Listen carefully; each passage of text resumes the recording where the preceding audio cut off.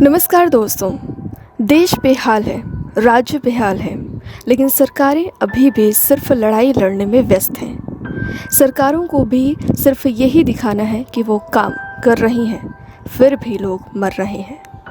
आज आपके सामने हम बहुत बड़ा राज खोलने जा रहे हैं। बता दें कि सरकारें काम तो कर रही हैं, लेकिन लोगों के लिए नहीं, लोगों के खिलाफ।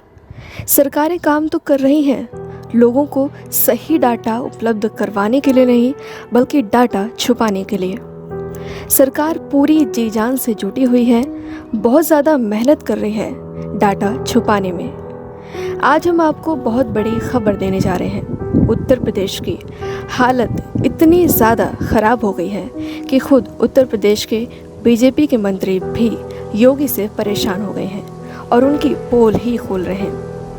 और अगर ऐसे त्रासदी के वक्त भी सच में अगर कोई बीजेपी का हो के रह जाए और जनता का ना हो, तब तो उसे नर्क में भी शायद ही जगह मिले।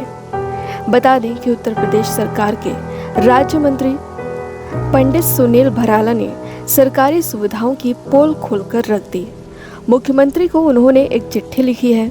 चिट्ठी में मेरठ में कोरोना से 500 लोगों की मृत्यु का जिक्र किया है।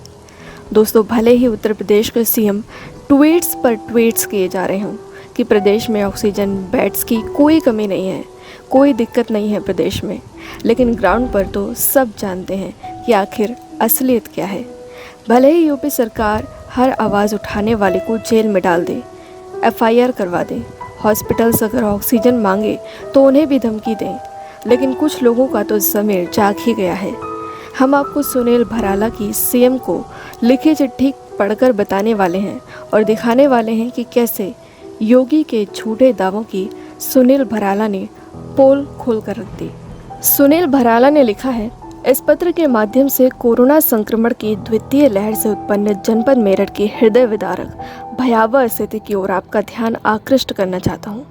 मेरठ में प्रतिदिन लगभग 1500 व्यक्ति कोरोना संक्रमण का शिकार हो रहे हैं, जबकि यहाँ के अस्पतालों से दैनिक रूप से डिस्चार्ज होने वाले मरीजों की संख्या दैनिक संक्रमित व्यक्तियों के 50% से भी कम है।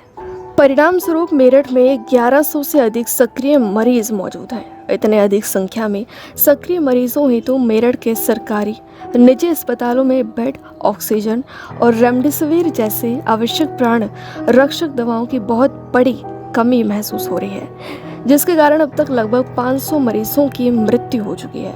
आपसे अनुरोध है कि उपरोक्त विषय परिस्थितियों पर तत्काल व्यक्तिगत ध्यान देने का कष्ट करें तथा मेरठ के अस्पतालों में अतिरिक्त ऑक्सीजन आपूर्ति, बेड की व्यवस्था और आवश्यक जीवन रक्षक दवाओं की आपूर्ति हेतु आवश्यक निर्देश देने का कष्ट करें। तो देखा आपने, लोग गिड़गिड़ाकर मर जाते, लेकिन मंत्री ट्वीट्स और झूठे दावों करने में बिजी हैं।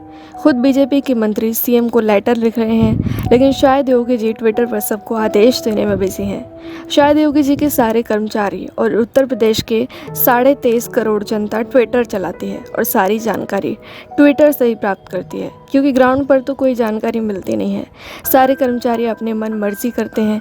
अगर कोई इन सब से परेशान होकर, हताहत होकर सवाल और आवाज़ भी उठाता है तो योगी जी फिर ट्विटर पर ही धमकी भी दे डालते हैं। योगी जी, आप धन्य हैं और उत्तर प्रदेश की जनता भी आप जैसा सीएम पाकर धन्य हो गई है।